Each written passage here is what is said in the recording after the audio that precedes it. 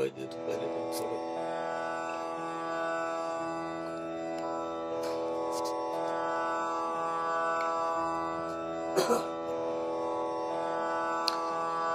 ओम श्री सत्यनारायणाय नमः। ओम नमो भगवते वासुदेवाय। मंगलम भगवान विष्णु मंगलम गरुड़ध्वज मंगलम पुंडरीकाक्षः मंगलायतनो हरि।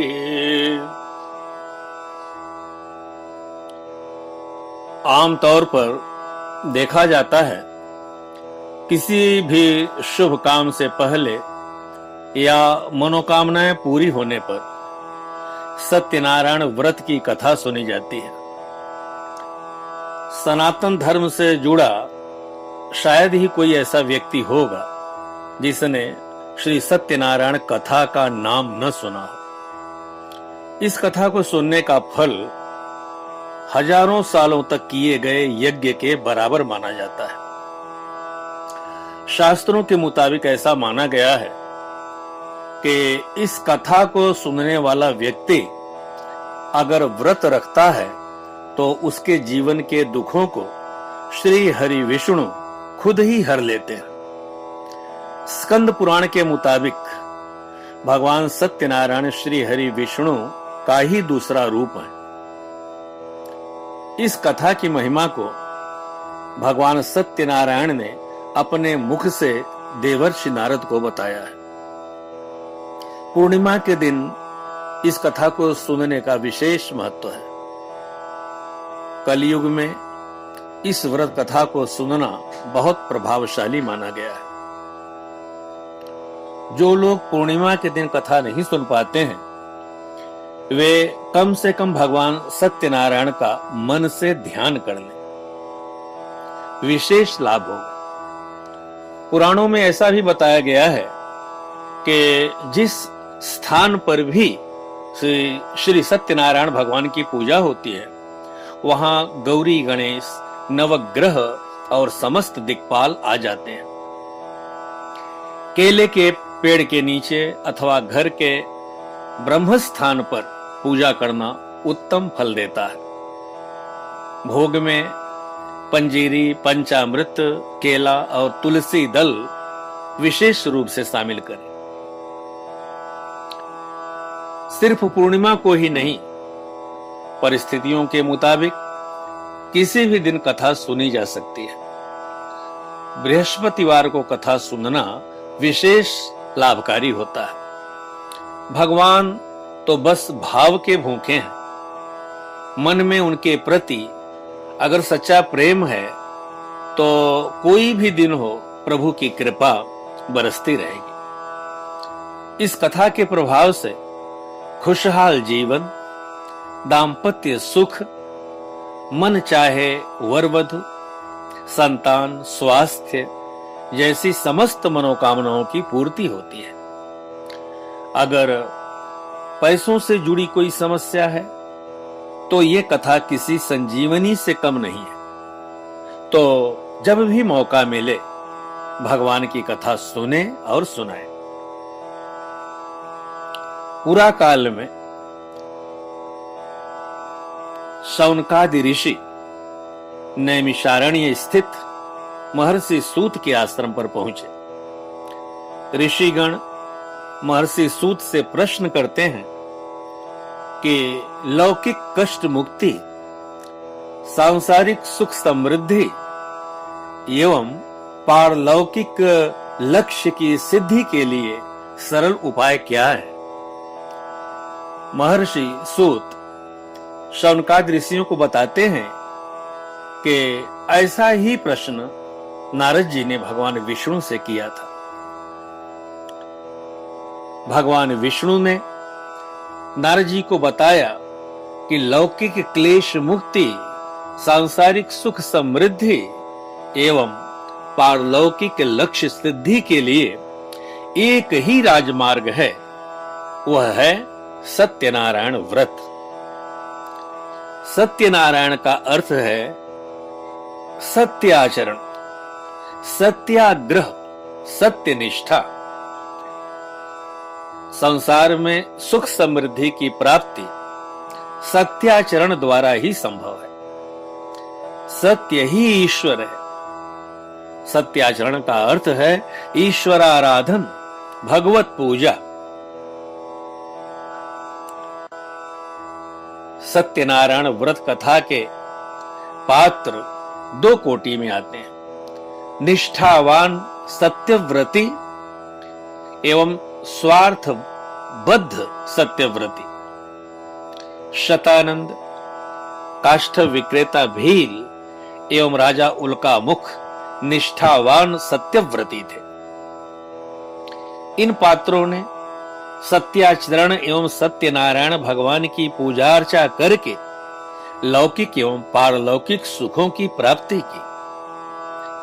शतानंद अति दीन ब्राह्मण थे। भिक्षा वृत्ति अपनाकर वे अपना और अपने परिवार का भरण पोषण करते थे। अपनी तीव्र सत्यनिष्ठा के कारण उन्होंने सत्याचरण का व्रत लिया। भगवान सत्यनारायण की विधिवत पूजा अर्चना की। वे इहलोके सुखम भुक्त्वा चान्ते सत्यपुरं ययौ। इस लोक में सुख भोग एवं अंत में सत्यपुर में प्रवेश की स्थिति में आए। काष्ठव विक्रेता भील भी अति निर्धन था। किसी तरह लकड़ी बेचकर अपना और अपने परिवार का पेट पालता था। उसने भी संपूर्ण निष्ठा के साथ सत्याचरण किया। सत्यनारायण भगवान की पूजा अर्चा की। राजा उल्का मुख भी निष्ठावान सत्यव्रती थे। वे नियमित रूप से भद्रशिला नदी के किनारे सपत्नीक सत्यनारायण भगवान की पूजा अर्चा करते थे। सत्याचरण ही उनके जीवन का मूल मंत्र था।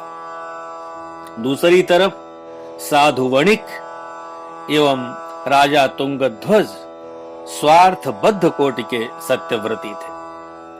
स्वार्थ साधन हेतु बाध्य होकर इन दोनों पात्रों ने सत्याचरण किया। सत्यनारायण भगवान की पूजा अर्चा की। साधु वणिक की सत्यनारायण भगवान में निष्ठा नहीं थी। सत्यनारायण पूजार्चा का संकल्प लेने के उपरांत उसके परिवार में कलावती नामक कन्या रत्न का जन्म हुआ।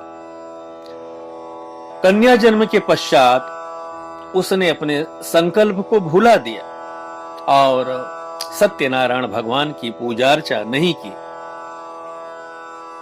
उसने पूजा कन्या के विवाह तक के लिए टाल दी। कन्या के विवाह अवसर पर भी उसने सत्याचरण एवं पूजार्चा से मुंह मोड़ लिया और दामाद के साथ व्यापार यात्रा पर चल पड़ा। दैव योग से रत्नसारपुर में ससुर दामाद के ऊपर चोरी का आरोप लगा। यहां उन्हें राजा चंद्रकेतु के कारागार में रहना पड़ा। ससुर और दामाद कारागार से मुक्त हुए तो ससुर साधु वणिक ने एक दंडी स्वामी से झूठ बोल दिया कि उसकी नौका में रत्नादि नहीं मात्र लता पत्र है। इस मिथ्यावादन के कारण उसे संपत्ति विनाश का कष्ट भोगना पड़ा।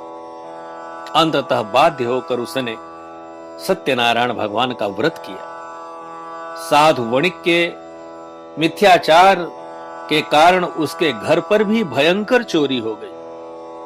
पत्नी पुत्री दाने दाने को मोहताज। इसी बीच उन्हें साधु वणिक के सकुशल घर लौटने की सूचना मिली।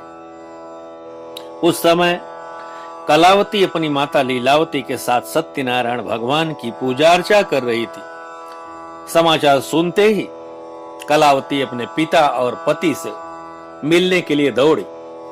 इसी हड़बड़ी में वह भगवान का प्रसाद ग्रहण करना भूल गई। प्रसाद न ग्रहण करने के कारण साधु वणिक और उसके दामाद नाव सहित समुद्र में डूब गए। फिर अचानक कलावती को अपनी भूल की याद आई। वह दौड़ी दौड़ी घर आई और भगवान का प्रसाद लिया। इसके बाद सब कुछ ठीक हो गया। लगभग यही स्थिति राजा तुंगध्वज की भी थी। एक स्थान पर गोपबंधु भगवान सत्यनारायण की पूजा कर रहे थे। राज सत्ता मदांध तुंगध्वज न तो पूजा स्थल पर गए और न ही गोप बंधुओं द्वारा प्रदत्त भगवान का प्रसाद ग्रहण किया। इसीलिए उन्हें कष्ट भोगना पड़ा। अंततः बाध्य होकर उन्होंने सत्यनारायण भगवान की पूजा अर्चा की और सत्याचरण का व्रत लिया। सत्यनारायण व्रत कथा के ऊपर युक्त पांचों पात्र मात्र कथा पात्र ही नहीं, वे मानव मन की दो प्रवृत्तियों के प्रतीक हैं। ये प्रवृत्तियां हैं सत्याग्रह एवं मिथ्याग्रह। लोक में सर्वदा इन दोनों प्रवृत्तियों के धारक रहते हैं। इन पात्रों के माध्यम से स्कंद पुराण यह संदेश देना चाहता है कि निर्धन एवं सत्ताहीन व्यक्ति भी सत्याग्रही, सत्यव्रती, सत्यनिष्ठ हो सकता है और धन तथा सत्ता संपन्न व्यक्ति मिथ्याग्रही हो सकता है। शतानंद और काष्ठव विक्रेता भील निर्धन और सत्ताहीन थे, फिर भी इनमें तीव्र सत्याग्रह वृत्ति थी। इसके विपरीत साधु वणिक एवं राजा तुंगध्वज धन संपन्न एवं सत्ता संपन्न थे, पर उनकी वृत्ति मिथ्याग्रही थी। सत्ता एवं धन संपन्न व्यक्ति में सत्याग्रह हो, ऐसी घटना विरल होती है। सत्यनारायण व्रत कथा के पात्र राजा उल्कामुख ऐसी ही विरल कोटि के व्यक्ति थे।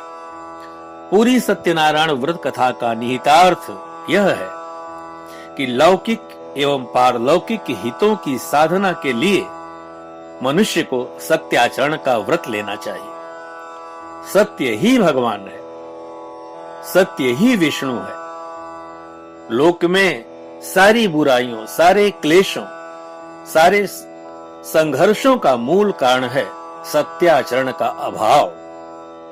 सत्यनारायण व्रत कथा पुस्तिका में इस संबंध में श्लोक इस प्रकार है कि यत् कृत्वा सर्व दुखेभ्यो मुक्तो भवति मानवः विशेषतः कलियुगे सत्य पूजा फलप्रदा।